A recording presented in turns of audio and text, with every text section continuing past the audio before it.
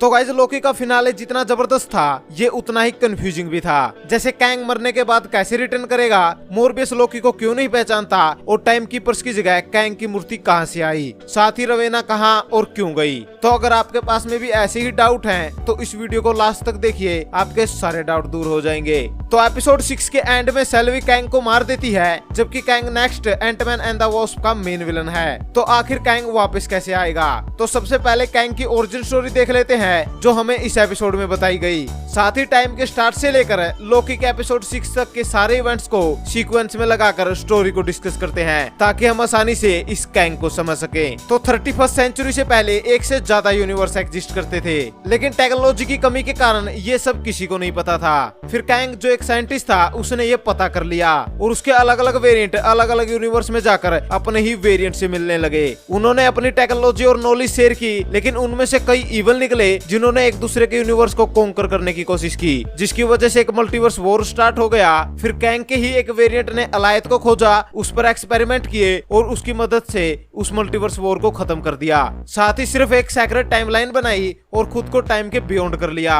जिसके बाद कैंग ने टीवीए को बनाया जिसका काम इस सेक्रेट टाइमलाइन को प्रोटेक्ट करना था। फिर ये कई हजार सालों तक चलता रहा, लेकिन अब कैंग इस सब से थक चुका था, इसलिए वो अपनी जगह किसी और को देने की सोचता है और वो लोकी और सेल्वी को चुनता है। लेकिन लोकी और सेल्वी साफ साफ मना कर देते हैं, जिसके बाद कैंग उन्हें दूसरा ऑप्शन देता है कि वो उसे मार दे ताकि फिर से एक मल्टीवर्स बन जाए और उसके ही वेरिएंट दोबारा पैदा हो जाए। यानी यहाँ कैंग के मरते ही टाइमलाइन की वही हालत हो जाती है जैसी 31st सेंचुरी में थी। यानी अब अलग अलग टाइमलाइन में कैंग के अलग अलग वेरिएंट एग्जिस्ट करते हैं, जैसे हमने अब तक लोकी के वेरिएंट देखे हैं। और ये कैंग गुड वाला कैंग था, जबकि इसके वेरिएंट जो यूनिवर्स को कॉन्कर करना चाहते हैं वो प्योर इवल है। और इन्हीं में से एक होगा द कैंग द कॉन्करर, जो हमें next Ant Man and Wasp Quantumania में दिखेगा। और इसी तरह कैंग एमसीयू में दोबारा आएगा। और जो कैंग एपिसोड 6 में मरा वो सिर्फ कैंग का एक वेरिएंट था, जो कॉमिक्स वाले कैंग की तरह इंटेलिजेंट तो था लेकिन खतरनाक नहीं, जबकि आगे दिखने वाले वेरिएंट इंटेलिजेंट भी होंगे और खतरनाक भी। सो आई होप अब आप समझ गए होंगे कि कैसे कैंग एमसीयू में वापस आएगा।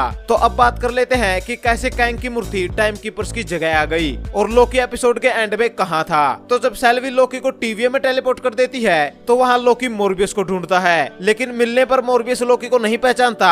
अब ऐसा इसलिए हुआ क्योंकि लोकी अब एक अलग टाइमलाइन में पहुंच चुका है। अब अगर आप ये सोच रहे हैं कि जब सेल्वी ने लोकी को टेलीपोर्ट किया तो तब कैंग जिंदा था, तो अल्टरनेट टाइमलाइन कैसे बनी? तो अगर आपने ध्यान दिया हो तो जब कैंग लोकी और सेल्वी से बातचीत कर रहा होता है तो एक मोमेंट पर कैंग अजीब बिहेव करता है और बताता है कि 10 सेकंड पहले वो मोमेंट था जहां तक उसे सब कुछ पता था और अब आगे क्या होने वाला है उसे कुछ नहीं पता। तो तब हम देखते हैं कि टाइमलाइन में ब्रांचेस बन रही है, यानी लोकी के टीवीए में टेलीपोर्ट होने से पहले अल्टरनेट टाइमलाइन बन चुकी थी और लोकी इन्हीं में से किसी एक अल्टरनेट टाइमलाइन में है, जहां इस टाइमलाइन में कैंग ने टीवीए को क्रिएट किया, लेकिन यहाँ कैंग ने टाइम कीपर्स को नहीं बनाया बल्कि खुद को ही सुपीरियर बना दिया। ऊपर से हंटर B-15 यहाँ कह रही होती है कि उसने कहा है कि हम इसे ना रोके, यानी ये अल्टरनेट टाइमलाइन जो अभी बनी है कैंग चाहता है कि इन्हें नहीं मिटाया जाए, क्योंकि इन्हीं अल्टरनेट टाइमलाइन की वजह से वो एग्जिस्टेंस में आया है। यानी जो टीवी हमें इस पूरी टीवी सीरीज में दिखती आ रही है उसे छोड़कर सभी टाइमलाइंस की टीवी यही चाहेंगे कि सेल्वी कैंग को मार दे ताकि ढेर सारी टाइमलाइंस बन जाए और उनमें कैंग एग्जिस्ट कर सके। तो अब आप समझ गए होंगे कि कैसे लोकी अल्टरनेट टाइमलाइन में पहुंचा और कैसे उस टाइमलाइन में कैंग ने टीवी बनाई और खुद की मूर्ति लगाकर खुद को सुपीरियर साबित किया।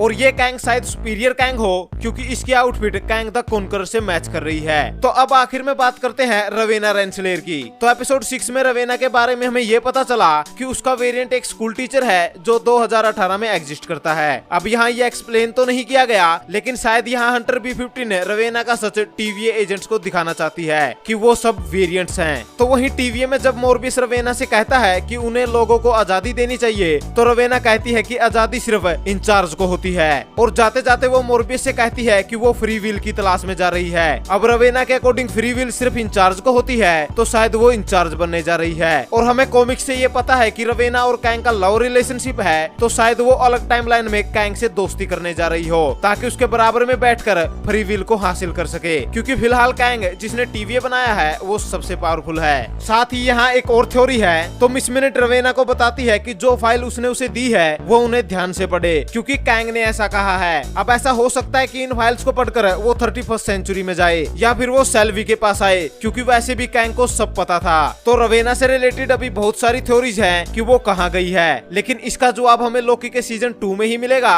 वैसे रवेना और कैंग के लव रिलेशनशिप में दिखने के चांस काफी ज्यादा है, लेकिन फिलहाल MCU MCM Marvel cinematic multiverse बन गया है, तो यहाँ कुछ भी इम्पॉसिबल नहीं है। तो गाइस ये वीडियो थी जहां हमने लोकी के एपिसोड 6 से रिलेटेड कुछ डाउट को डिस्कस किया, और अब मुझे उम्मीद है कि आपके डाउट जरूर दूर हुए होंगे। लेकिन अगर आपके पास में कोई भी डाउट है तो वो हमें कमेंट में जरूर बताएं। साथ ही अगर आपके पास में कोई भी डिटेल या इन्फॉर्मेशन है इस वीडियो से रिलेटेड तो वो हमारे साथ जरूर शेयर करें। तो अब इन दी एंड अगर आपको ये वीडियो पसंद आई तो इस वीडियो को लाइक और शेयर जरूर करें। ऊपर से इसी तरह के सुपर कंटेंट के लिए हमारे चैनल को जरूर सब्सक्राइब करें। Thank you guys, this is Vicky Seemar and you watching the Vicky सीमार।